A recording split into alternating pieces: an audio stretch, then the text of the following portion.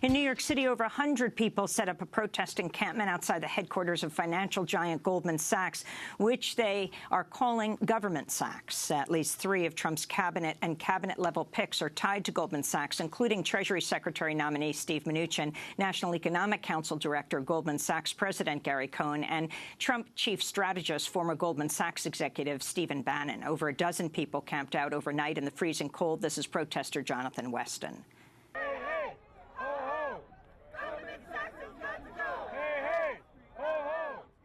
Jonathan Weston, I'm with New York Communities for Change. We're here today launching an encampment at Government Sachs, because in reality, Goldman Sachs is who is really controlling this government now. So we have activists, families that have lost their homes to foreclosure, that are here to begin an encampment to highlight and emphasize what this new government is going to look like. I would say people that believed he was going to drain the swamp have been lied to. It has been a complete fraud. When he talked about draining the swamp, he brought them in closer. He brought all of the swamp monsters inside the White House. Now they have a permanent office and are controlling all of the institutions of government. Goldman, step off it! Put people over profit! Goldman, step off it! Put people over profit! My name is Richard Robinson. I'm actually came all the way from Utah to be part of this action. I actually voted for President Trump. President-elect Donald Trump. I hope that he wasn't a career politician. That's what drove me to him, was that he wasn't a career politician. He made promises of draining the swamps.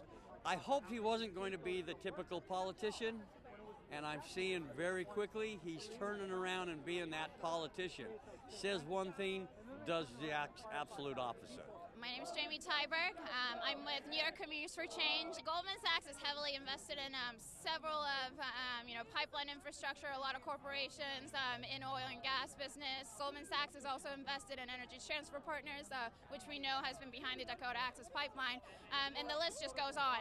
You can really say that now Goldman Sachs, holding our economic positions in Trump's cabinet, plus people like Rick Perry, who sits on the board of Energy Transfer Partners, as well as people like Scott Pruitt and Rex Tillerson of ExxonMobil. All of these people, they all belong to the same group. They are all in 1%, and now they are the government. They used to rig the government, now they are the government.